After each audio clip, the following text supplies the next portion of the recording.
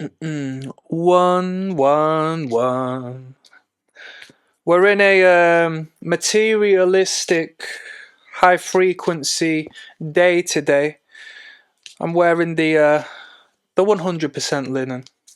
Okay, don't get it twisted. You might say, why don't you iron your shirt? Trust me, that's not the way we operate when it comes to the material of linen.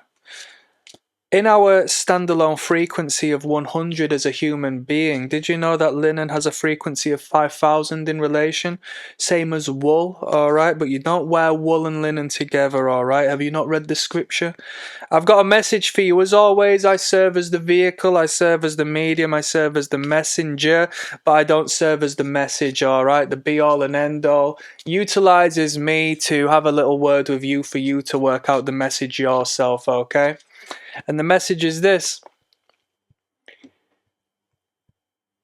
Seven of Cups, emotional value, riches, treasure that only you can fathom yourself. I can't tell you about the treasures that reside within your mind, the treasures that reside within each and every pocket of your emotions, alright? What does seven represent? It might represent the chakras. Hey, if you're that way inclined, maybe we can experience and develop an understanding of oneself and internalization of oneself and insight into oneself utilizing the method of Indian spirituality, or maybe you as a human being might chuck spirituality and spiritual practice and people writing on books out of the window and just listen to me to be a human being for one moment. Look in oneself. How have you felt as of recent? How will you be feeling tomorrow? And when you feel down and out, when you feel guilty, when you feel anxious, can you utilize that energy and transmute it into a wealth of treasure? Because I know I can.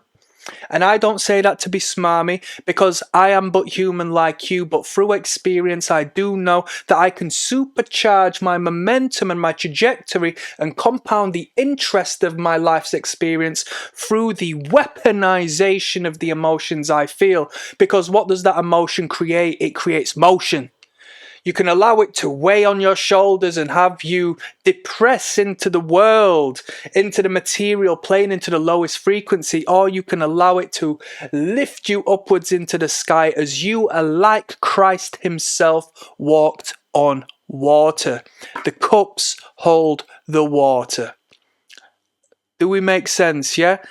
I'm going to take another card to mix and match, yeah? The message is going to be twofold, okay? We're going to utilize that as the one. That's the main message I got for you today. But we're going to continue having a little yap. And once again, I'm going to utilize my understanding of symbology to explain to you and translate to you a message that you may already know but not have perceived at all. And that's this. The sun, the masculine principle, okay? The Son of God, the light of the world. When we speak about walking on water, what does the sun do as it raises into the sky? Across the seas and the oceans and the puddles and the ponds, all right?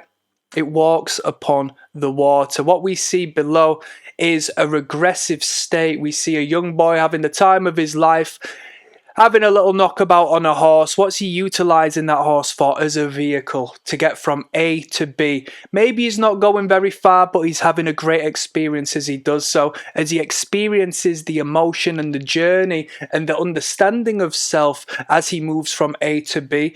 Do you know how emotionally expressive we are in our younger selves? Then as we get older, we're told you can't be overt with your emotion. Keep it to yourself.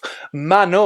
Someone like me would get told, man up, and blah blah blah, and you would blame it on the older generation. And as you start to grow up and understand the psychology of the older generation, you realize that they are as emotionally expressive as those who are outwardly wearing that emotion upon their sleeve. They just express it in a more oblique, indirect, involuntary, and volatile manner, a more problematic manner. Okay? Isn't that the truth? The sun represents your divine masculinity. That divine masculinity is asking you to take action. Okay, the active principle, yeah, representative of the metal of gold, if you were to refer to it in an alchemical sense. We've got a numeric value, we've got XIX. What the hell is XIX? I'll tell you what it is. XIX is number 19, yeah? Numerology, we're only working with the single digits. We'll add the 1 and the 9, and what do we get with that? We get 20, 2-0, that's number 2, that's duality, that's the 2 cards we've pulled today. That means pay attention to the 2 cards we've pulled. I've got an affirmation for you. You feed back to me, and the world will feed back to you. I've expressed my energy. Give us a little back with a like and a subscribe, perhaps. And what I want you to leave down in the comments is, hey, I love myself. What more needs to be said? The bare basics, that's all I ask for you. One love.